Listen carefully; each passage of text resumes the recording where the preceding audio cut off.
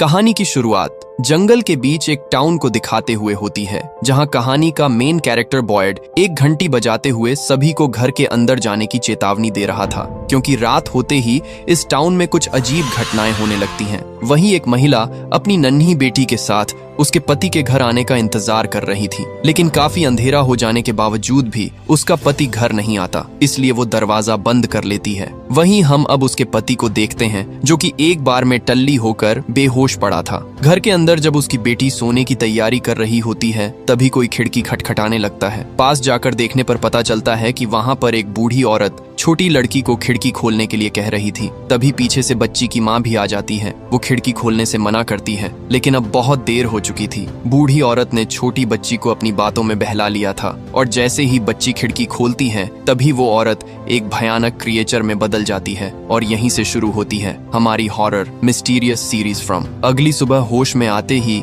Frank अपने घर वापस जाता है। फ्रैंक देखता है कि घर के बाहर भीड़ जमा हुई पड़ी है, और तभी बॉयड गुस्से से उबलता हुआ बाहर आता है और फ्रैंक को पकड़कर उसकी बेटी के कमरे में ले जाता है। कमरे का दृश्य बहुत ही भयानक था, जहां फ्रैंक की पत्नी और बेटी दोनों की लाश पड़ी थी। अपनी परिवार का ये मंजर देखकर फ्रैंक पूरी तरह टूट जाता है। इसके बाद जब बॉयड बाहर जा रहा था, तब वो देखता है कि एक पत्थर जो कि इनके घरों की रक्षा उन दानवों से करता है, वो अब नीचे गिरा हुआ था। बॉयड उसे उठाकर अपने पास रख लेता है। सीन शिफ्ट होता है। अब हम एक फैमिली को देखते हैं जो कि अपनी छुट्टियां मनाने कहीं पर जा रही थी। वैन के अंदर जिम, उसकी पत्नी टैबिथा और दो बच्चे जूली और ईथन मौजूद थे। आगे बढ़ते हुए जिम देखता है कि सड़क के बीचों बीच एक पेड़ गिरा हुआ है, और ये वही मनहूस पेड़ था जिसे टाउन के लोगों ने यहाँ आने से पहले देखा था। मतलब अब जिम और उसकी फैमिली भी यहाँ पर फंस चुकी है। सभी बाहर खड़े पेड़ को देख ही रहे थे कि तभी यहाँ पर बहुत सारे कौवे आकर शोर मचाने लगते हैं। डर के मारे जिम सभी को वापस गाड़ी के अंदर बैठने के लिए कहता है, और सभी यहाँ से निकल लेते हैं। जूली देखती है कि मोबाइल पर नेटवर्क नहीं आ रहा, और तभी ये लोग उसी टाउन में पहुंच जाते हैं। हैरानी की बात यह थी